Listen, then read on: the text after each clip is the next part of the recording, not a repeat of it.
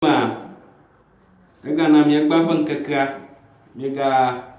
gegege mia dzidzeka miagadzro eŋu tso miaƒe dɔwɔna kple miaƒe eganyawo ŋu eye atu wo ɖo be gbe ɖeka miaƒe dzi adze eme le eganyawo gome. Akpe na mi kakaka, miawoe le edɔ dzi, miawoe game wɔm be yewoase miaƒe nufiafiawo. Mawu nayra mi gbogbo zã. Ɔwoe be nu ɖe sia ɖe ke miasrɔ̃ eye miade dɔwɔna mea, miakpɔ eme tsom nyuitɔ be dɔwɔƒea natsi ɖe edzi kple eganyawo natsi ɖe edzi, sukuviwo nanɔ xexe, ɖeviwo nayi ŋgɔgbe. Miƒe afɔdzi mele akpe na mi kakaka. Efie nye míegagbɔna dzi ge kple ale yi ke miaƒe dɔwɔƒewo natsi eye egba ƒe tanyae nye susu ka tae dɔwɔƒewo wodana ƒu ɖo alo le yevugbe me gblɔna be why businesses fail. Hafi mía ayi egbaƒea, to kuku ɖe me nade ta to míado gbe ɖa. Bubu fia míeda akpeno ɖe efienia ƒe gaƒoƒoa ne gana mi ta be míadzro míaƒe dɔwɔƒe ƒe nyawo hena tsitsi ɖe edzi. Míedo gbe ɖa be wo ŋutɔ wo gbɔgbɔ nenɔ kpli mi be wòafia nu mi, wòaɖe nuwo gɔme na mi be míase gɔme eye míade wo dɔwɔna me hena tsitsi ɖe edzi blibo. Le Yesu Kristo ƒe ŋkɔ me míedo gbe ɖa le. Amen. Le yevugbe me egba ƒe tanyae nye why businesses fail alo taɖodzi alo susu ka tae dɔwɔɖoawo dana ƒu ɖo. Gbaɖogbo lia, akpɔ be ame aɖe dze nane gɔme be business wɔm kaka ŋkeke eve ko megaŋua wɔm o. Nabie be wòle ke hã kɔ be meɖe asi ŋma ŋu. Eɖo ekpe be ame aɖe de container ɖe afi aɖe dze nane gɔme. Kaka ko container tu, woŋlɔ container dzi be opening soon. Se kple se kɔsiɖe kema ko be closing soon. Kuna bia ɖokuiwo be ɖe ŋkae nye opening soon kple closing soon ko closing soon hã ko wova close moa. Ekpɔ ge be nane dzɔdzɔm eye le zi geɖea wogblɔna be eto aɖeke mele ame aɖeke ƒe agbe me o. Ke wo ŋutɔ wo ignorant alo manyea ye nye wo ŋutɔ wo to. Ta na edzi be eto ma yi ke nye mountain yi ke ne do ɖa le eƒe agbe mea, ke dze be nu yi ke le opposite ne ignorance yi ke nye nunya yi yome natsi. Ta nu yi ke ne nya ye ʋua mɔ na me. Knowledge is power if put to use. Ta fie nyia míegagbɔna knowledge xɔ ge. Susu kawo tae dɔwɔƒewo gakɔ ʋuwo be opening soon ko se kple se ko va be closing soon. Susu kawo tae ŋke dɔwɔfiwo gbãna kaba ɖo dana ƒu. Le enumekuku ma wova kpe be le ƒe atɔ̃ yi ke ne woɖo dɔwɔƒe aɖe le eƒe first 5 years yi ke nye eƒe gbãtɔ va se ɖe atɔ̃lia ma, ɖe mama la le ɔfa dzi ablanyi wowoe egbãna. Ye wonɔ anyi la, wova de dzesi ŋu ɖeka eve aɖewo be woawoe nɔ numa wɔm yi me míegbɔna drodro ge efie nyia. Gbãtɔe nye be ewɔme ya ke ɖo dɔwɔƒea, taɖodzinu aɖeke mele asi o alo ŋgɔgbe kpɔkpɔ aɖeke mele asi ɖe dɔwɔƒe ma nu. Le agbe mea, ne nanewo wɔm la, egbɔna fia ɖoɖo gea medzidzi ge be yeawɔe o alo wòle amefafa ge, gake la ne taɖodzinu le asiwò eyi ga nunua wɔm ɖe taɖodzinu ma ta, le yevugbe ma you will be less motivated to continue, but for your vision and purpose you would continue irrespective of the less motivation. Efia be na drodroa me le mo be na yi dzi o hã, wonya be taɖodzinu aɖe le asi o be yemedzi be nuyana gbao aro majiba nuyana dafuota ajiga anu ta oba ado unladi banto ado de kaika awomba dobo gbagba menya ba dobo ado laula tado jingwara kama loshio ado nyaba amo katae mosrom tanya hamasro mototo tado jingwara kama la shoda mototo mo ta gbona fiara roga asro mototo ko kaka dro mama la jijo maika no shio na wodo atomo mala shio afọ na dro pra jijo le ma re edore ma kpogaba afumai wo susu huhu gaba achaye yo ka toa ye atan awe aro to kan atan ra chan ovi amona sro le gbo kako nyaba vision ado tado jingma liota ngaro na wo mala ba mu wom nu da shia da ikana jagoma mpaka movana le momaji kakana tado jing la shua tado jing ma iga akpogoba ado tado jing ma iga lauda te ba ma ga na taw na mpaka movao ta hafi na awo adoda ado na adro shigbare ajena na goma gbogbo ba tado jing wa na leshi ado ngogba pokpo de leshi de domanu na nya tako kwe berode tado jingwara na no shio nan tado jing na no shio dan de share kana on magaba ye no fiara won yo ga pom tai ha ya ba weko adadagafu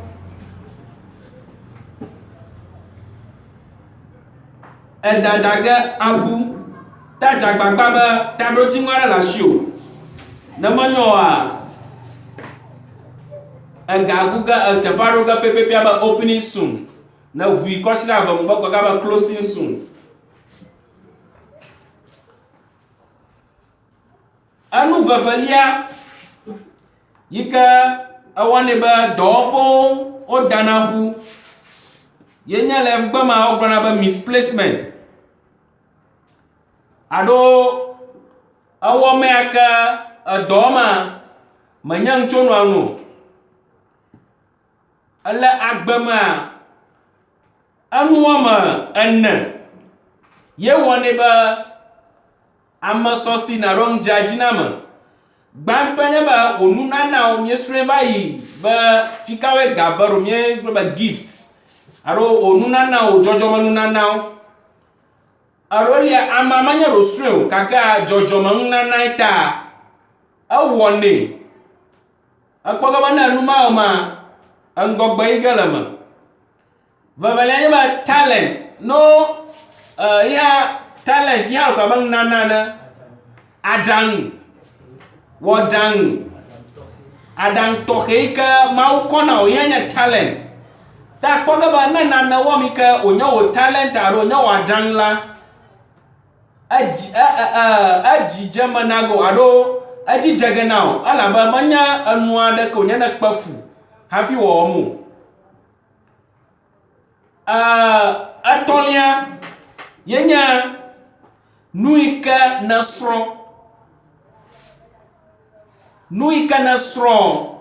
na womla aji jaganao aro aji jama kpoga analia yenya ba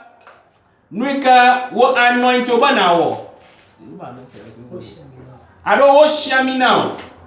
banawo na awoma ajijama kpoga ado you will succeed yikafiaba onuna now wadan nuika nasro bla nuika o shaminao ado nuika ba mishishi la jio na anuma woma ajijama kpoga amarolia musru nanako manyo bang nanai ha gaka obayowe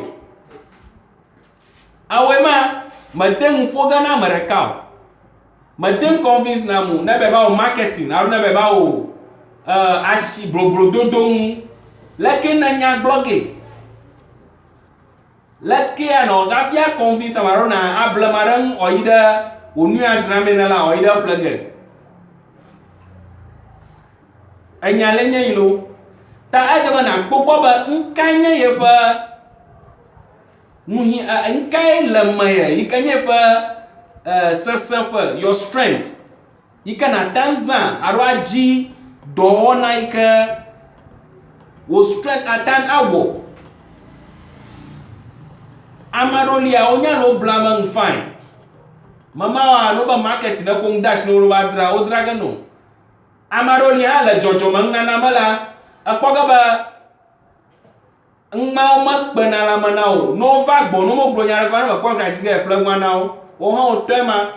megakpe be nɔviwo ma ne yi ko wo nu ƒlem nɛ ta wo hã nadze mɔ ne mekpɔ nyuie edada gaƒu yene ŋumae dzɔna be ame aɖewoa wokpɔ nɔvi wo indomie dram alo wo nane dram kɔ wo hã va ɖoe elabe mosre hã alo ma menya le ko wɔnɛ hã o fifia asima garo le me fia menya leke wo tsame o ko avɔ hã le va ge ɖe me gagu ge ɖe ɖokuiwo anɔ gbɔgblɔm be yaya naneke yi ƒe naneke medzidzem o menya naneke medzidzem na o nu yi ke wòle be nawɔ ye mewɔwɔm o eva nu bubu wɔm mete akpa kɔ ge ada ɖe atsi te be ne li atsiawo yi dzi akpa na lie na o gake ne ko akpa ma da ɖe tɔma mefu kpe ge hafi aƒu tsia o nenema ke ne ko xevi kpakpa yi ke le atsi dzi kɔ da ɖe tɔme be ne ƒu tsia mefu ge o efu kpe ge ta edze be nade dzesi nu yi ke yata wɔ menye amewo wɔm ta míatɔ bi gblɔ be haho metsoa tɔ menye me ɖe sia ɖe wɔm ta nye hã ma o efu kpe ge le me anɔ ɖukli ɖum ko ke kaka nanya ko eva konyi fa elabe motivation aɖeke meli be nawo nua o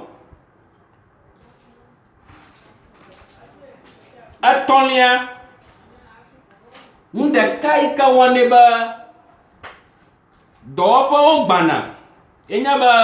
dɔwɔla yiwo ke ne xɔ ɖe teƒea bad staff alo dɔwɔla ma to nyateƒe ne eyi ɖe eɖo dɔwɔƒe alo ne ɖo dɔwɔƒe yi ne ame dzim be ne no teƒea na ya dzi ame yi ke toa nyateƒe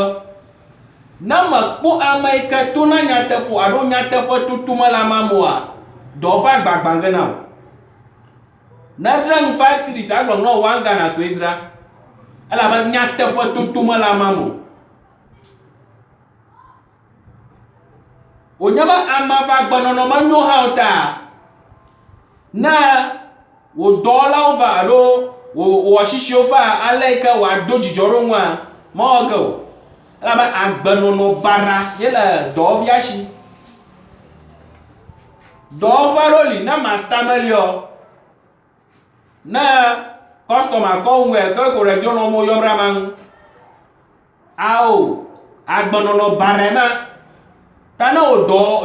dɔtɔ ne kpɔ nu mawoa ebe na gbe kaba ne menyo wa wo dɔwɔƒe agba ge na o ta dɔwɔviwo ke ne xɔ alo wò dɔwɔla yiwo ke ne xɔ be no nu teƒea gbɔ na ya alo storekeeperwo edze be nakpɔ gbɔ be agbenɔnɔ nyui le wo si eye wo hã storekeeper ɖewo dɔwɔvi dzagbagba be agbenɔnɔ nyui ne nɔ si o elabe wo hã gbe ɖeka egbɔna ɖo game dzi ga da ɖe me ekpe yi ke ne da ɖe gli ŋu alo bɔli ke ne da ɖe gli ŋu agatrɔ gagbɔnu ta dzagbagba be ɖe yemegbe ma ɖe ƒe efu ya ko kpe be yeawo nanea yemegbe o ne menyo hã metɔwo medzidze ge no le agbea mo enu gbãtɔ yi ke míeƒo ŋutsu nye be ka vision alo taɖodzi nanɔ si hafi nadze nane gɔme vevelia nye be nasro nua alo wòanye wò nunana lo alo enua nanye wò aɖaŋu lo alo woasiami no be nawɔe tɔtɔ le meka dɔwɔƒe dɔwɔvi alo storekeeper yi ko da ɖe enua ma kpokpɔ be enye nyateƒe to la na ma metɔ nyateƒe fifle koe enua kaka ge ʋaʋaʋa na va no tso bia be fike ega to alo lia kaka wokpɔ be yewo ɖui no vɔkɔ dzra woʋu dzo fi wotso hã me wo nya ge va se ɖe gbe ta dze be mialé ŋku ɖe xemawo ŋu ne edze dɔgɔme alo ne dro teƒe aɖe ya nu yawo la ɖe ŋku ɖe ŋu vevie. Nenelia ye nye wogblɔ ne me competition alo adodo hehe le business ma wogblɔ be le gbogbo a market area alo wo catchment area afia be afi wo ke ne te dzrana ŋu le afi ma yo ke ne dzrana ŋu lea menye wo ɖeka koe dzrana nu ma o ta wonye menye wo ɖeka koe dzrana o ta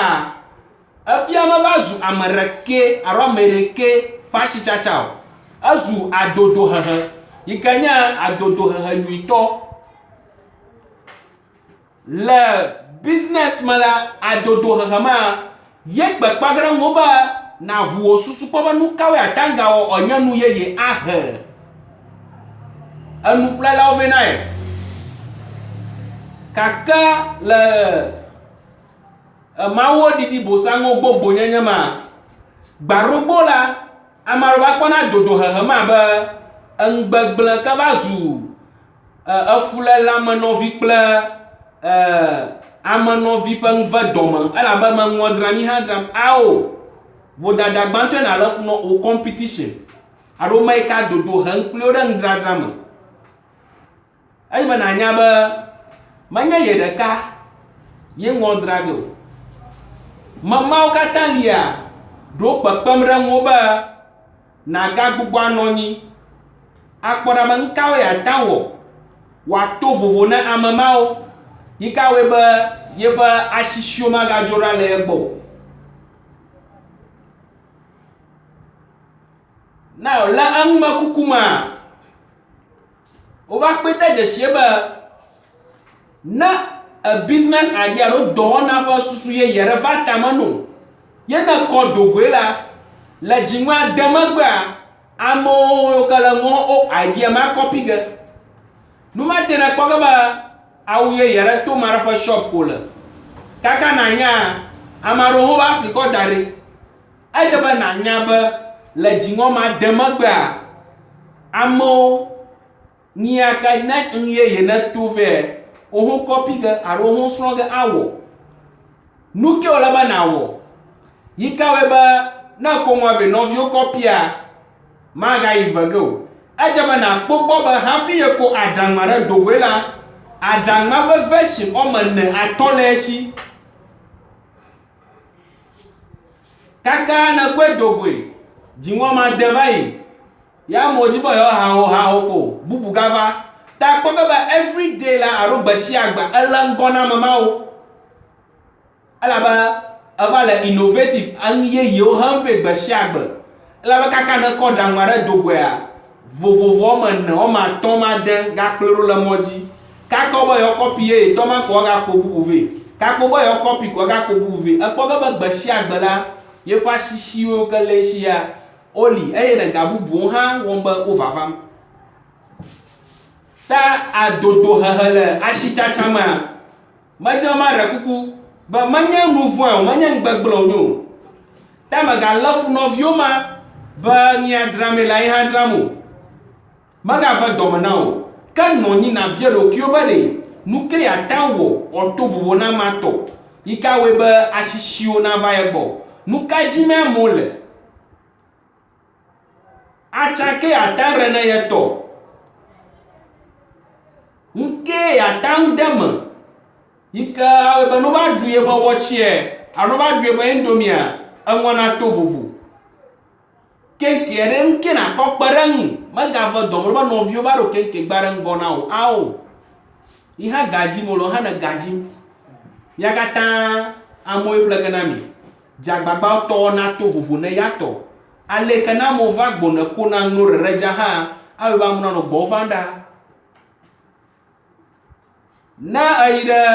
dɔwɔƒe aɖewo woƒe ŋgɔgbe da erome yiwo ke le ŋgɔgbe na anekpɔkpɔ gbegba nyɔnuvi dzetugbiwo sɔŋ yo da ge ɖe afi ma woɖo ŋu kpikpikpi menye gbegblẽviwo nye o lo. It's a market strategy alo asitsatsa ƒe aɖaŋu ɖekae. Ne míawo sɔhe míeye hame míevivina alo hame vivina mía ŋuta eyi gã ke ma dzi be nàƒle ƒle gafi nya be o ɖe meƒle hema hã egawo xɔ kotoku menɔ ɖe hema mema ɖe dzo da ɖe afi ma. Ta dze me nakpɔ gbɔ be ewɔ be asitsala ale ke ne dress na ale ke ne dona ŋlɔna dɔwɔƒe hã ɖe ne to vovo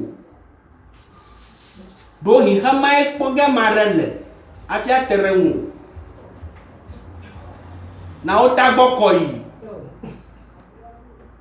anɔ anyi ewɔ ɖeka dze ebe le tako be gakpo ŋutɔ tato keŋka kome le ene ma va yi gbɔ nye me va ge o. Wogblɔna be nu yi ke nènyea ŋma he ge ne le nu yi ke nènye ɖe ŋmae wo luvɔ hehe ge ɖe ŋuti o. Ne eɖo dɔwɔƒe yene gbevuwo me dɔwɔƒea eɖo dɔwɔƒe nava kplo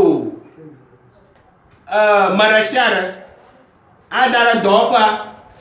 be ƒe veliawo awɔ ŋu ɖe afi ma ko ɖe ƒomevie amewo ke nye ame ŋkutawo mo vava ge gbɔ o elabe ŋma kpɔm le ŋkuta tɔm no. Ta dze be ame kategori ke dzime ne la na wo ŋu ɖe ŋu ne menyoa a customer lose ge anɔ gbɔgblɔm be yiƒe ƒome gbɔgbɔ wo kplɔ ɖo ƒome gbɔgbɔ ɖeɖi to ŋu naneke megalo su kawo me wo ŋutɔ ye nye ƒome gbɔgbɔ le ɖokui ŋu. Now le competition gome alo adodo hehe gome afia ame hatsotso wɔme ene ye le agbea me. Ame gbãtɔ nye ame yiwo ke aɖaŋu le wo si gake game le wo si o. Ame aɖewo lia ne te ɖe wo ŋu wo aɖaŋu ɖo ge no fine gake aɖaŋu ɖo no game le wo si o kɔka wo ta ye wòle tame ne wo kɔkɔ yi me. Ame hatsotso vevelia ega le wo si gake aɖaŋu aɖeke mele wo si o. Ega li kpi gake aɖaŋu aɖeke meli o yi ke woakɔ akɔ game akɔ de me. Ame hatsotso etɔ̃lia ega mele wo si o aɖaŋu hã mele wo si o wɔ ɖeke meli kura o. Enelia ega le wo si aɖaŋu hã le wo si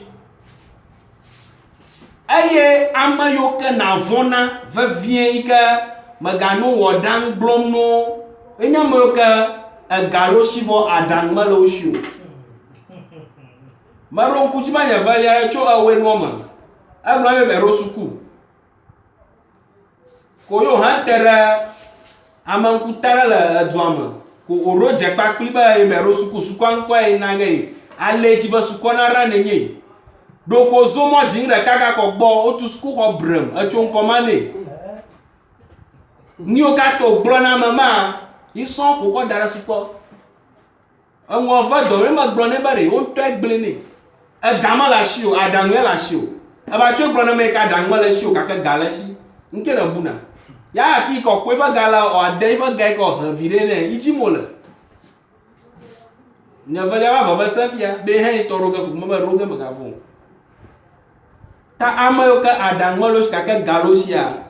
vɔnawo megakɔ aɖaŋu anɔ kɔkɔm ne me ɖe sia ɖo gbaɖogbo lia ne gble vɔ kaka nanya ko nɔviwo va wɔe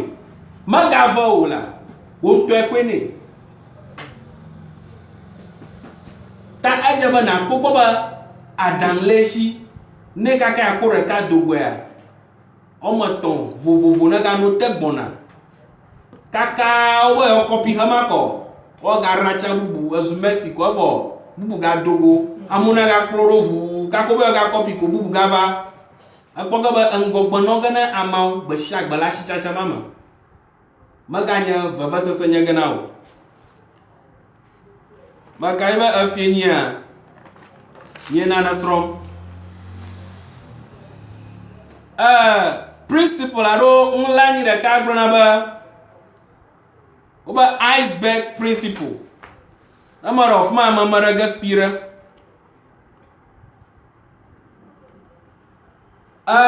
wana atonia yikata we ba odobo na fere yenya jidudu wadodo miama romye ja business goma miete nonanyi akpora bare jidudu wadodo kawele businessman ha example aba ya bano nano plan aro ya no nano dom la ya voda wano dradram le Ghana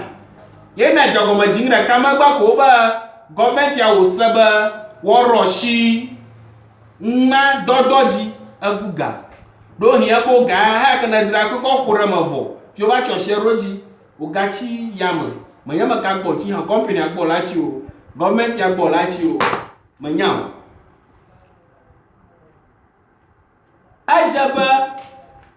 dona da shade kana jiba ya akodo kyo dema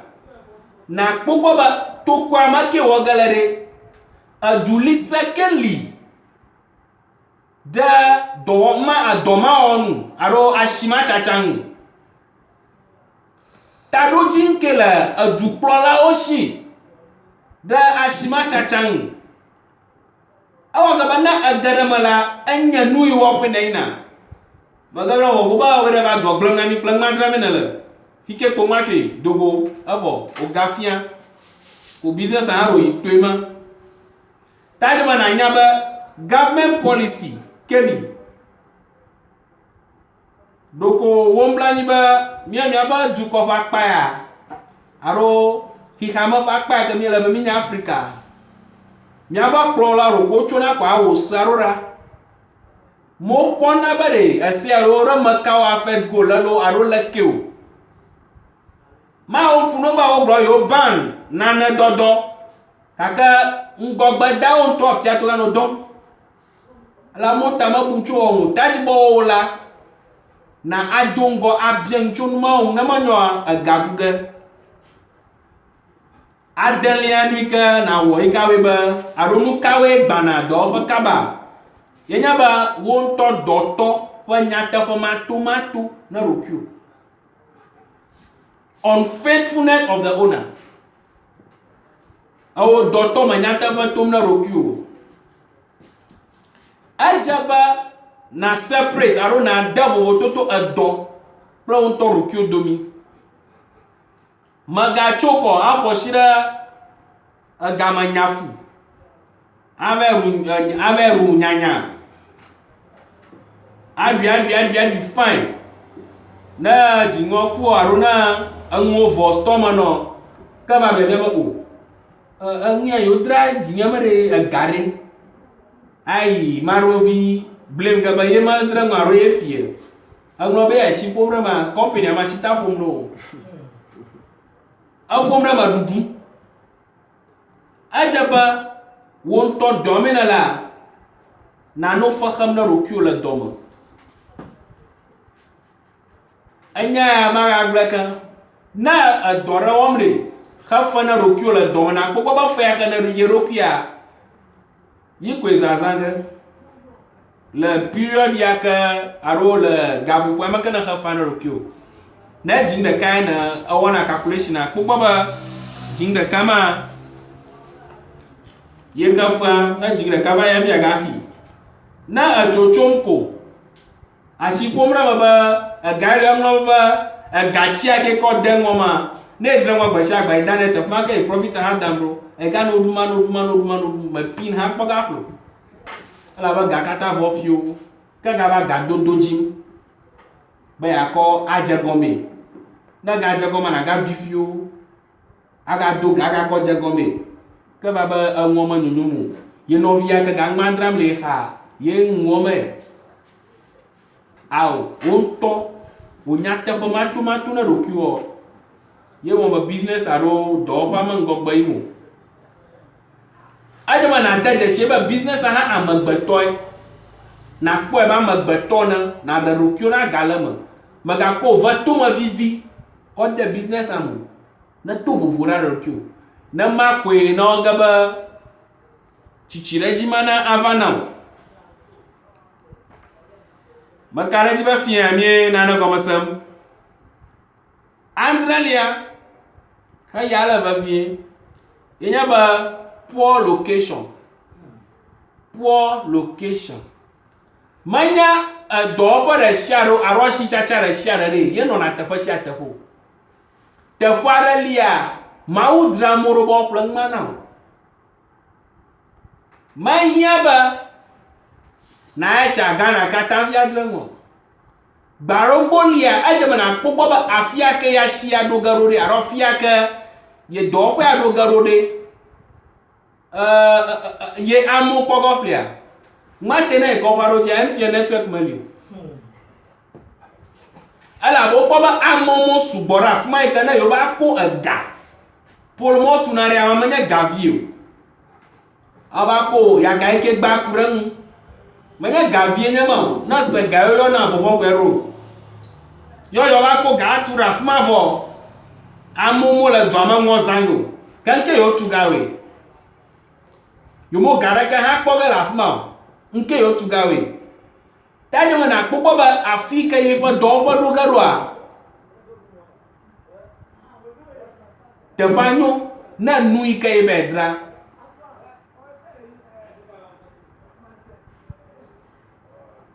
ajaba na dajeshi amayo ka ye ngodra gana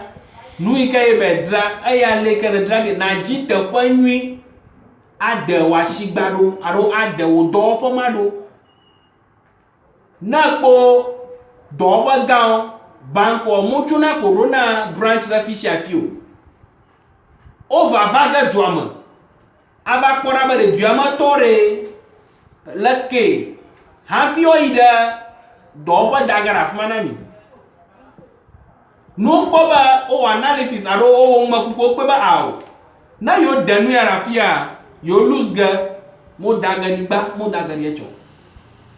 nya no complaining mo mi mind go maron ko ba bo amoro dole ko ga afian tie to ba ko pol mandari yo ga ba network ga trust 3G 4G ya amola 5G ma fi mi ani le 3.5G ma na li san ha ken to jopojo akpovu kala zu half afia ga trova 2 akpoga ba mochi jira mi an wala bo pomba amomo sugboro do me kan yo ba blanga e den mara fuma yo poga ngmako ta haika mo ga jiji mo daga mi akpo no fupa mangbo aje mana akpo ba location aro fike ba do ba tugarori aya jidege